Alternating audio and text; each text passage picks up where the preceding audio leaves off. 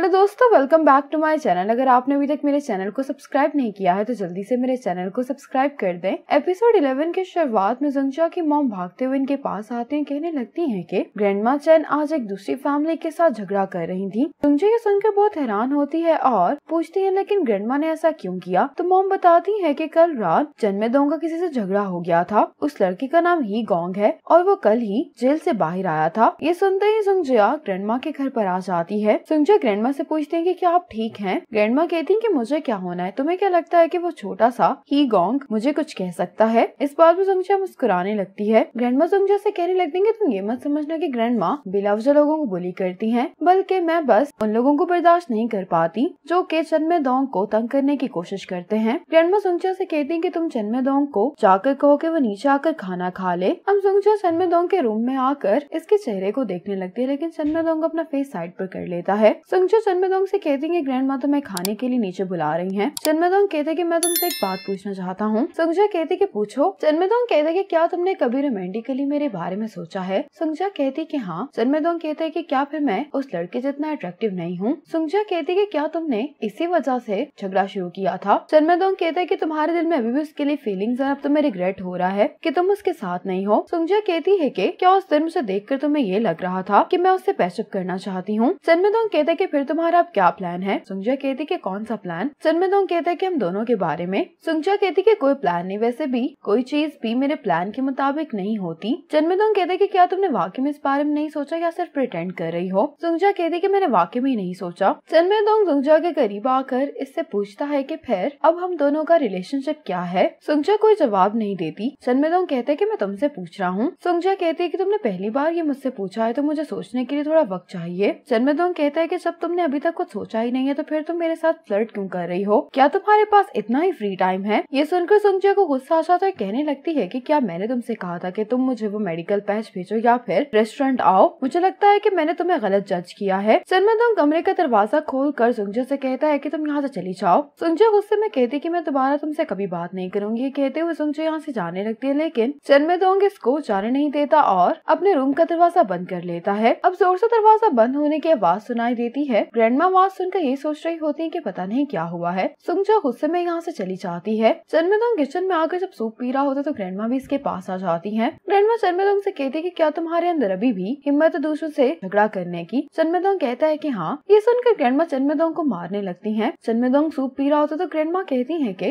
तुम्हारे होंठ पर ये चोट कैसे लगी, कल तक तो ये चोट नहीं थी। ग्रैंडमा हैरान होते हुए कहती है कि क्या जुंगजा ने तुम्हें मारा है। ग्रैंडमा इसी बात पर हंसने लगती है। आज जुंगजा शिष्या से बात कर रही होती है तो ये शिष्या से कहती है कि मैंने एक मेडिकल पैच इस्तेमाल करना शुरू किया है, उससे मुझे काफी आराम है। इसका क्लिनिक शंघाई में है, क्या तुम मेरे लिए कुछ पैच खरीद सकती हो। शिष्या कहती कि मुझे एड्रेस सेंड कर दो। जुंगजा कहती कि तुम्हें इतनी जल्दी हाँ नहीं कहनी चाहिए, हो सकता है कि तुम खरीदने में नाकाम हो जाओ। तो शिष्या कहती कि अगर तुम्हें इनकी जरूरत है तो फिर मैं किसी भी तरीके से इसको लेकर आऊंगी। जुंगजा पैच के पैकेट को देखते हुए कहती है कि सोएगा मैं तुम्हारी इतनी ही मदद कर सकती हूँ। अगले सुबह जुंगजा अपनी मॉम के साथ शॉप पर काम करवा रही होती। इसको लगता है कि सामने से चनमेदोंग गुजर रहा है तो ये अपनी मॉम के पीछे छुप जाती है। मॉम कहती है कि तुम्हें क्या हो गया, क्या तुमने किसी भूत को देख लिया है। जुंगजा ये देखकर रिलैक्स हो जाती है कि वो आदमी चनमेदोंग नहीं था। अब शिलान यहाँ पर चिकन खरीदने के लिए आता है। जुंगजा अब चनमेदोंग को देखती है तो चनमेदोंग कार में बैठकर जुंगजा को ही देख रहा होता है। ये दोनों कुछ देर ऐसे एक दूसरे को देखते रहते हैं। शिलान कार में बैठकर हे से कहता है कि हमें देर हो रही है,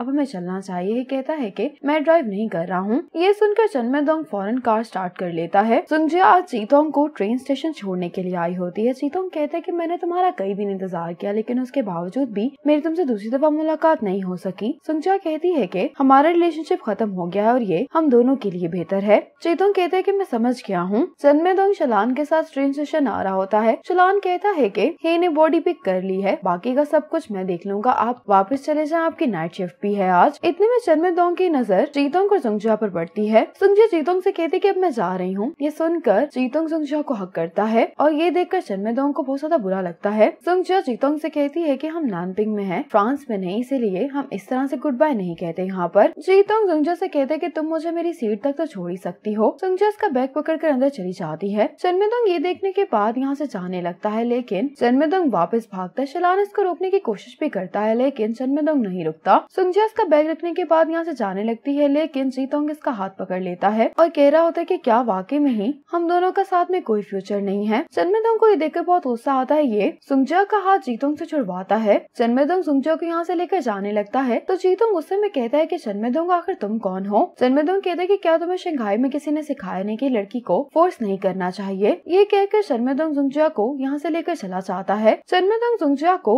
साइड पर ले आता है। चनमेदोंग गुस्से में सुंगजा से कहता है कि तुम्हें ये पसंद है। सुंगजा कहती है कि क्या। चनमेदोंग कहता है कि उसने तुम्हें पब्लिक में हक की और तुम इंतजार कर रही थी कि दूसरे तुम्हारी पिक्चर्स ले लें। सुंगजा कहती है कि तुम बेवकूफों जैसी बातें कर रहे हो। चनमेदोंग कहता है कि मैं तुम्हारे जितना स्टूपिड नहीं हूँ। सुंगजा यहाँ से जाने लगती है लेकिन चनमेदोंग इसको जाने नहीं देता। चनमेदोंग सुंगजा को किस करने लगता है। सुंगजा चनमेदोंग को पीछे करने की कोशिश कर रही हो। अब दिखाया जाता है कि चनमेदोंग सुंगजा को अपने रूम से जाने नहीं देता। चनमेदोंग सुंगजा को किस करता है और सुंगजा के रेजिस्ट करने की वजह से ही चनमेदोंग के होंठ पर चोट लगी होती है। सुंगजा उसको धक्का देने के बाद यहाँ से चली जाती है। अब सुंगजा चनमेदोंग को किस करती है। सुंगजा चनमेदोंग को हक करके कहने लगती है कि क्या तुम्हें नैनपिंग में किसी ने नहीं सिखाया कि एक लड़की को फोर्स नहीं करना चाहिए। चनमेदोंग कहता है कि जेंडर इक्वालिटी की बात है, अगर तुम मुझे किस कर सकती हो तो मैं क्यों नहीं। ये सुनकर सुंगजा हंसने लगती है। बाहर आकर चनमेदोंग सुंगजा से पूछता है कि तुम कहाँ पर जा रही हो। सुंगजा कहती है कि मैं फार्मास्यूटिकल फैक्ट्री में अपना लक ट्राई करने के लिए जा रही हूँ। चनमेदोंग कहते हैं कि बिजनेस डील के लिए। सुंगजा कहती है कि हाँ मैं चाहती हूँ कि मैं फैक्ट्री के ईयर एंड गिफ्ट्स का पार्ट बन सकूं। चनमेदोंग कहते हैं कि पहले मैं तुम्हें वहाँ पर छोड़ देता हूँ। सुंगजा कहती है कि क्या तुम अपने काम पर वापस नहीं जा रहे। चनमेदोंग कहता है कि अभी लंच ब्रेक है। अब शिशिया ये मेडिकल पास लेने के लिए सोइगा के पास आ जाती है। शिशिया यहाँ पर सोइगा को देखकर बहुत ज्यादा हैरान होती है। सोइगा शिशिया को यहाँ पर देखकर बहुत खुश होता है। शिशिया यहाँ से जाने लगती। सोइगा कहते हैं कि अपनी बीमारी के बारे में एम्बेरस होने की कोई जरूरत नहीं है। शिशिया कहती है कि मैं एम्बेरस नहीं बल्कि अनलकी हूँ। सोइगा कहते हैं कि मुझे नहीं मालूम कि हमारी लास्ट मीटिंग में मैंने ऐसा क्या गलत किया है, लेकिन फिर भी मैं तुमसे माफी मांगता हूँ। लेकिन शिशिया ने सुंगजा से वादा किया होता है, इसीलिए ये मेडिकल पैच ऑर्डर कर देती है। सोइगा कहते हैं कि तुम यहाँ पर अपना फोन नंबर और एड्रेस दे दो, तुम्हें डिलीवरी मिल जाएगी। शिशिया कहती है कि मैं रिसेप्शन पर लिखवा जाती हूँ। कहकर शिशिया चली जाती है। शिशिया यहाँ से जाते हुए गुस्से में सुंगजा से कह रही होती है कि अगर तुम नैनपिंग में नहीं होती तो मैं तुम्हें बहुत मारने वाली थी। सुंगजा कहती कि मैंने तुम्हें वार्न किया था कि तुम्हें इतनी जल्दी नहीं मारना चाहिए। सुंगजा कहती लेकिन मैंने लास्ट टाइम ऐसा कुछ किया है। अगर इस मीटिंग के बाद भी तुम्हें लगा कि तुम दोनों एक दूसरे के लिए सूटेबल नहीं हो तो मैं तुम्हें फोर्स नहीं करूंगी। सुंगजा चनमेदोंग से कहती है कि क्या तुम मेरा इंतजार कर रहे थे। चनमेदोंग कहता है कि हाँ। चनमेदोंग टैक्सी का दरवाजा खोलते हुए कहता है कि मेरा मूड अच्छा है तो मैं तुम्हें कुछ टिप्स दे सकता हूँ। वापस जाते हुए चनमेदोंग और सुंगजा आपस में कोई बात नहीं करते। चनमेदोंग सुंगजा को अपने घर ले आता है। सुंगजा कहती है कि ये डिशेस तो अच्छी लग रही हैं। चनमेदोंग कहता है कि वो इसलिए क्योंकि ये मैंने बनाई हैं, ग्रैंडमा ने नहीं। सुंगजा चनमेदोंग से कहती है कि तुम्हें कैसे मालूम कि फार्मास्यूटिकल फैक्ट्री के साथ मैं डील नहीं कर पाऊंगी। चनमेदोंग कहता है कि इस टाउन में सबसे अच्छा बिजनेस इनका चलता है और बात जब गिफ्ट्स पर आती है तो ये अपॉर्चुनिटी फैक्ट्री सिर्फ कॉलेज स्टूडेंट्स या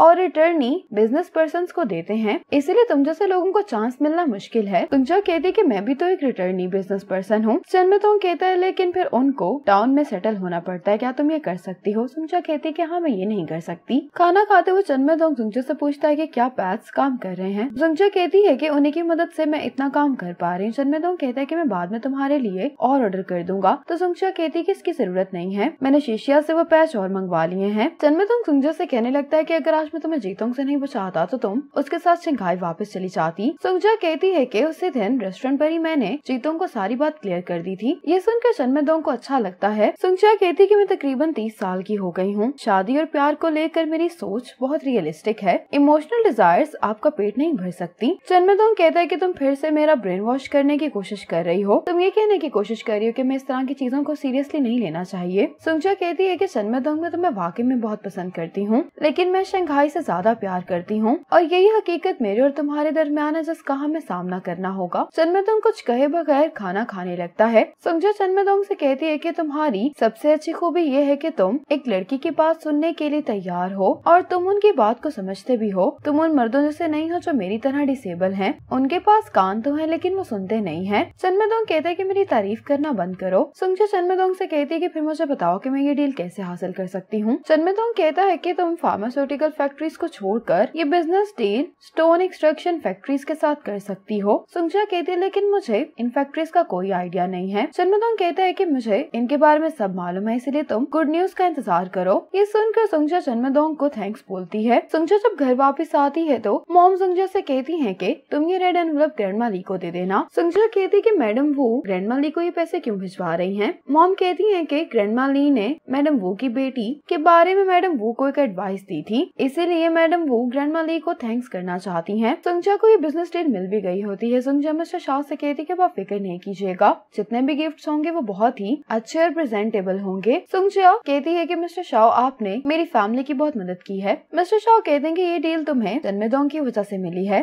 मिस्टर शाह कहते हैं कि फैक्ट्री डायरेक्टर के डैड की आखिरी रिचुअल्स चन्मेदोंग ने परफॉर्म की थी। चन्मेदोंग के इस फेवर के बदले में फैक्ट्री के डायरेक्टर चन्मेदोंग के लिए कुछ करना चाहते थे, लेकिन चन्मेदोंग ने कभी कोई रिक्वेस्ट नहीं की। अब जैसे ही चन्मेदोंग ने इस बारे में बात की तो फैक्ट्री डायरेक्टर की डील देने के लिए तुम्हें फौरन तैयार हो गए। सुंगजा चन्मेदोंग के घर पर आकर इसको बुलाने लगती है। चन्मेदोंग बाहर आकर कहता है कि क्या हुआ। सुंगजा कहती है कि तुमने मेरी इतनी मदद की है तो फिर तुम क्रेडिट क्यों नहीं ले रहे। चन्मेदोंग इसकी बात सुनकर अंदर देख रहा होता है। सुंगजा कहती है कि तुम वाकई में मुझे बहुत पसंद करते हो। चन्मेदोंग कहता है कि इस तरह की बातें नहीं करो। सुंगजा कहती है कि ग्रैंडमा घर पर नहीं है, मेरी अभी उनसे मुलाकात हुई है। चन्मेदोंग कहता है कि फिर भी। सुंगजा कहती है कि तुम अनजान बनने की एक्टिंग करोगे। चन्मेदोंग कहता है कि बाद में रिग्रेट नहीं करना। सुंगजा चन्मेदोंग के चिपचिक लगाने लगती है, कहती है कि तुम्हारी केयर कौन करता है, मुझे तो तुम पर तरस आ रहा है। सुंगजा कहती है कि मैं यहाँ पर इस डील के लिए तुम्हें थैंक्स बोलने के लिए आई हूँ, तुम फिक्र नहीं करो, मैं बहुत मेहनत करूंगी ताकि तुम्हें कोई भी एम्बेरसमेंट नहीं हो। सुंगजा हंसते हुए कहती है कि तुम इतने डरे हुए क्यों दिखाई दे रहे हो। चन्मेदोंग इस बात का भी जवाब नहीं देता। सुंगजा कहती है कि जेंडर इक्वेलिटी, मैं भी तुम पर ज्यादा फोर्स का इस्तेमाल नहीं करूंगी। इतने में चन्मेदोंग की मॉम यहाँ पर आ जाती है। चन्मेदोंग की मॉम को यहाँ पर देखकर सुंगजा शॉक हो जाती है। सुंगजा हेलो करते हुए कहती है कि मैं चन्मेदोंग की हाई स्कूल की फ्रेंड हूँ। इसी मोमेंट पर एपिसोड 11 खत्म हो जाती है।